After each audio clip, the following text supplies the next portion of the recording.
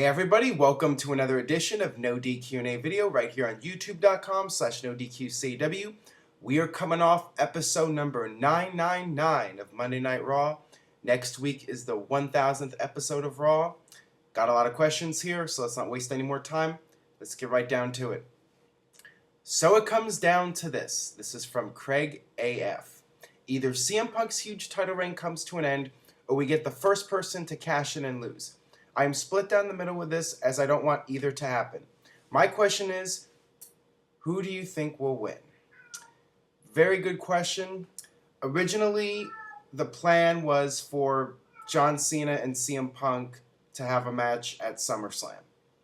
Obviously, WWE is trying to get the absolute biggest rating possible for the 1000th show, so they're firing on all cylinders. They're having CM Punk versus John Cena take place next week on the 1000th Raw. There's a lot of different ways they could go.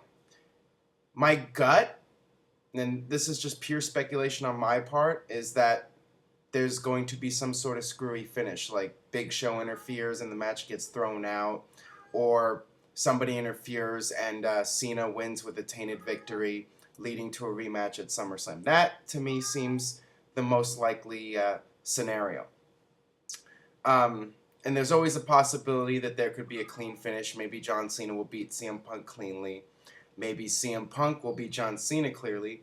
Not holding my breath on that one, but those are distinct possibilities, and I think that it could really go in any direction.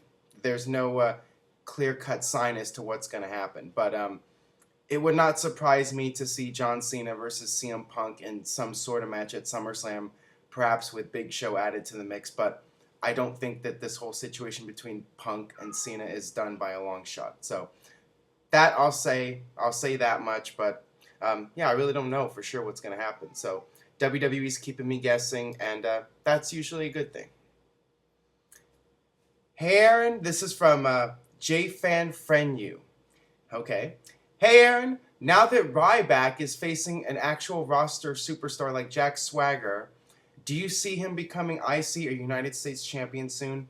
Please answer on video.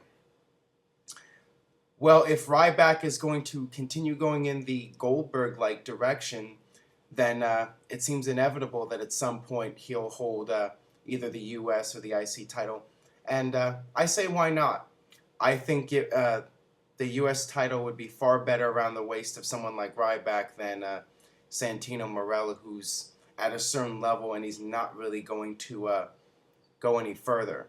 So I think it would be a good idea to put the title on Ryback if you're going to continue pushing him and building him up as potentially this next huge superstar.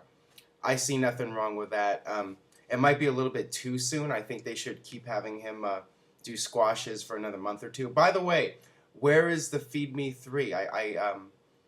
They were building up to it and they sort of dropped it at this point. I want to see Ryback destroy 3 guys. So hopefully we get to see that on the 1000th Raw. They were teasing it. I like the squash matches, and obviously they can't do it forever, but I would do that at least until maybe the fall, and then put him into a title match situation for the US title or the IC title. That's what I would do.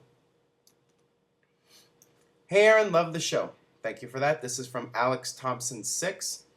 Do you see WWE dropping Randy Orton's suspension for one night only to beat the Raw 1000th show? Highly unlikely. I think that would be a really, really bad idea from a PR standpoint. WWE wants the wellness policy to be taken seriously, and when they drop the ban hammer on somebody or they take them off TV, they suspend them, they need to stick to it. And they need to keep Orton off television until his suspension is up. That's just the way it is.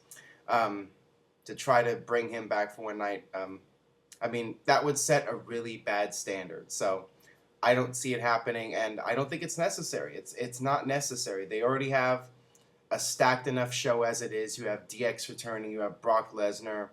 You have John Cena versus CM Punk. You have AJ and Daniel Bryan's wedding. You have a ton of stuff. You don't need Randy Orton. You can hold him off one more week and bring him back when his return will be able to have a little bit more impact. So I think it's best to just hold him off till his suspension is up. This is from JRAD410. Not 420, 410. Do you agree that it was a good time for Steve Austin to retire in 2003 because it seemed like he was being phased out by then and the reactions he was getting weren't as good as they had used to be? Yeah, I definitely think the timing was right for Steve Austin to step away. Besides the injuries, Steve Austin was having personal issues. He had that whole domestic issue with Deborah, and he walked out on the company. I think he was just mentally burned out. It wasn't just the injuries. It was the fact that he really did all there was to do. He was the top superstar. He sold more merchandise than anybody. He drew record-breaking TV ratings and pay-per-view buy rates. He did it all. There was really nothing left for him to do. So I think it was the right time for him to step away, and the company needs to focus on building new stars. And Steve Austin had a great run. Now, perhaps if he was healthy, he could have had a few more years, but all things considered, he had arguably the greatest career of all time. And going back to the whole top 25 superstars, you could really debate it either way between Hogan and Austin. And judging on the feedback on the site, a lot of people think Austin should be number one. So there you have it. I mean, Austin made his mark, and there's nothing left for him to do. Even to this day, I mean, he could always come back and have one more match with like a CM Punk or something like that. But if he doesn't come back, it's not a big deal. He has his legacy, and nothing can take that away unless he kills someone. Do you think WWE is trying way too hard on connecting with the media and social networking? Examples, Twitter, Facebook, YouTube. Because I'm noticing how much they are paying attention to this, and they're not paying attention to wrestling or events in general. Absolutely, they're trying way too hard, and they're putting too much emphasis on it. Now, social media is great. It's great for a company like WWE to interact with their audience, although disabling comments on YouTube doesn't really make a whole lot of sense if you're trying to interact with people. But overall, WWE is really taking advantage of the social media, and that's good. But it becomes a problem when you have someone like The Rock come out. You have his big return, his return after 5 years, 6 years of being gone, the 15-year anniversary of since his first match in Madison Square Garden, and you don't even mention that on TV. You don't even play that up. Instead, you have The Rock come out and he spends all the time talking about Twitter.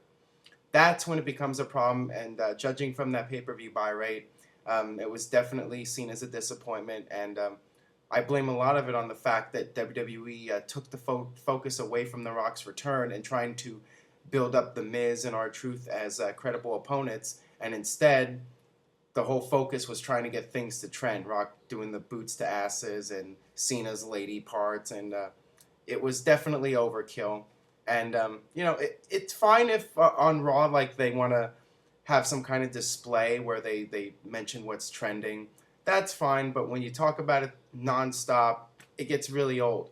And somebody did a really funny video where they called it Raw summed up in 5 minutes, and like every other line is something about Twitter. I thought that was great. You could search for it on YouTube. So yeah, I'd like to see them tone it down just a little bit, but what they're doing is fine, and not so sure this whole tout thing is going to work out. I mean, tout is not this this established social media site like Facebook and Twitter.